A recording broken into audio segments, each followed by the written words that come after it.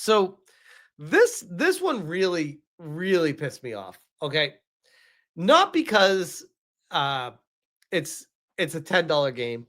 It's because of what it is and how compiling this on top of with what Nintendo is doing with the games costing $20 more, with the console costing $250 more, $200 more, or whatever, plus tax.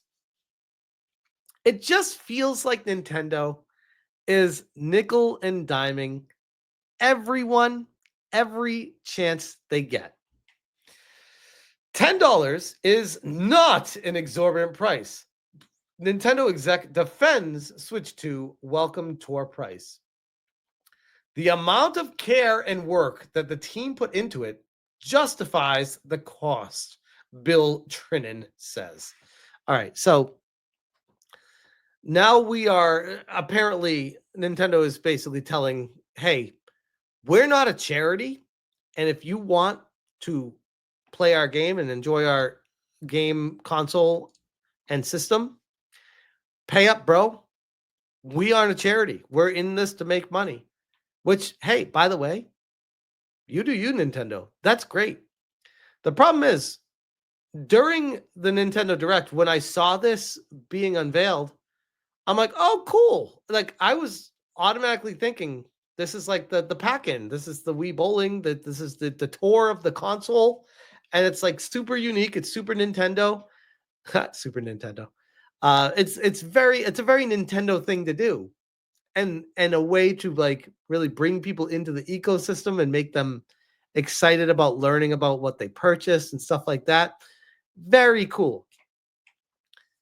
What the hell could this possibly be if it costs $10 to access it? Nintendo's Bill Trinen has defended the price of the Welcome Tour on Switch 2, saying the amount of work that went into it justifies the cost. Welcome Tour breaks down the Switch 2's features, explains to the player how everything works, and demonstrates this through a series of mini games. Which again, I would say, don't you think that is exactly what should be packed in? Shouldn't it be a pack-in title? It's very strange. It's very strange. Like when I had the Wii U and Nintendo Land was packed in with the bundle console, right? Is that how it worked? I can't remember. It was so long ago.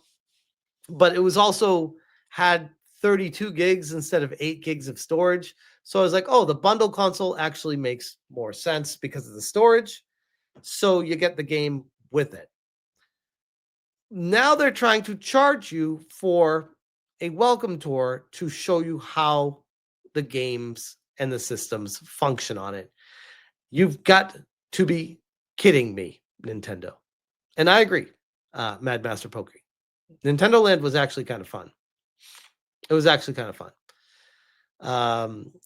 Nintendo has confirmed Welcome Tour will be a paid download launch costing $10 USD, a move that will have drawn criticism from some players, from anyone with a brain, who feel it should have been included for free. Which again, it's $10, Nintendo. Do you really think it's going to be worth the PR nightmare that you're causing for $10? Like, one, that tells me the tour itself does not have that much content in it. Based off of your own words, where you're saying you want to charge people for the content in a game and how much work went into Mario Kart, how it's $80. So if this is only 10, that makes me feel like there's not very much in this game. So if there's not very much in the game, why are you charging money for it? Just throw it in with the console.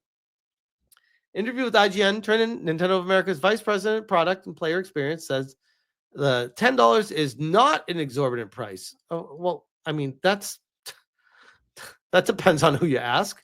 In his eyes, because he's making great money over at Nintendo right now. And that's a pretty robust piece of software with a lot of great detail in there. Trinen, again, by the way, I don't disagree with them that I'm sure it's a robust piece of software with a lot of great detail in there. That doesn't change the fact that it feels like Nintendo is nickel and diming on something that should have been included with the console. Trinen explained that rather than a simple tutorial showcasing Switch 2's features, Welcome Tour goes into more detail in explaining the system's inner workings, and that in his eyes, the amount of work that went into creating the software justifies charging for it. Great, but what about if people buy your console and are like, I don't want to pay $10 for a tour, and then they don't learn about what the console has to offer because they're not paying the money for it?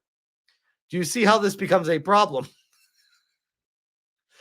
For some people, I think there are people who are particularly interested for the tech and the specs of the system and things like that. For them, I think it's going to be a great product. It's really for people that want more information about the system rather than necessarily a quick intro to everything it does. And for that reason, and just the amount of care and work that the team put into it, I think it was decided that, yeah, this feels like $10, not an exorbitant price. Feels like a good value for what you're getting out of the product. Here's the problem, and this is where Nintendo screwed up with it. They should have made it a pack-in title. Agreed. But here's the crazy part. You ready for this? For this very unpopular opinion? It should have cost more money if it's not a pack-in title. Because $10 just strikes me as, we really doing this, Nintendo? We're going to start charging $10 for this kind of stuff. What are we doing here? I think Nintendo crunched the numbers and realized if we charge more for this, nobody's going to buy it. So we need to make it low enough so that we get some people to buy it. And $10 should meet the market demand for some people to purchase this game enough to justify us charging money. But I would argue the goodwill that you lose by doing this move actually costs you more. Your reputation is getting the shit beat out of it right now with what's happening with the confusion, with the pre-orders being blocked and stopped, and we don't even know when we're able to do that. The cost of the console shooting up $200 and the games shooting up $20 a piece, plus the Nintendo Online service being required basically for everything for the C button to work. And it's just, you need to buy the camera adapter, you need to buy the controller adapter, everything's new with it. I'm like, holy crap. Getting out of the store is going to cost $1,500 walking out of the store to play a game after tax. And that's not even that much of an exaggeration. That is insane. Okay. That is insane.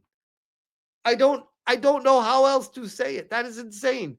And then to find out, oh, they also want another $10 for this game that's basically a tour tutorial. Get the fuck out of here, Nintendo. God, that is just something else. VGC recently attended Switch 2 in Paris, where a number of Switch 2 games were available, including Welcome Tour and some of its mini games. One of these mini games, called Guess the Frame Rate, shows a ball traveling across the screen. Players then have to guess what frame rate the ball is moving at. That's a great idea for a mini game for a pack-in title. That's perfect.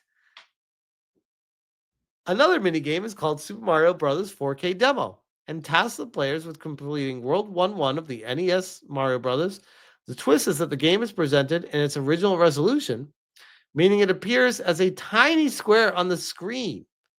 That's actually, again, pretty cool idea.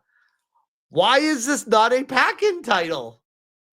As you play through the level, it reveals itself on screen in a fog of war style, eventually demonstrating that the entire World 1-1 stage can fit on a 4K resolution display. Nintendo Switch 2 Welcome Tour will feature additional mini games and tech demos for players that own Nintendo Switch 2 camera or 4K TV. The game will launch alongside the console on June 5th. So, I mean, it sounds cool enough. It sounds fun. And it sounds like this should have been a pack-in title. And I think this is yet another massive mistake by Nintendo in a long line of complete ball drops along the launch of the Switch road. From the console leaking early from a accessory manufacturer to the Nintendo Switch Direct was a catastrophe in the United States. It didn't even stream properly, to not announcing the pricing, to stopping the pre-orders in America and Canada to charging $10 for what should have been a pack-in game.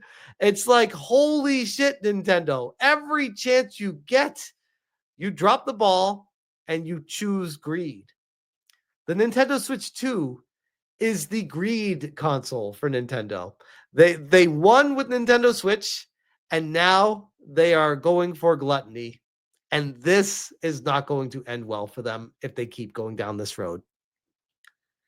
I'm speaking as a gamer myself and what I'm going to be purchasing. Like, straight up, here's the other thing, by the way. Like, this is the biggest problem that no one's ever talking about. I will buy a Nintendo Switch 2. And I will buy some first-party games from Nintendo. And I will pay the $80 for them. I'll play your game, you rogue.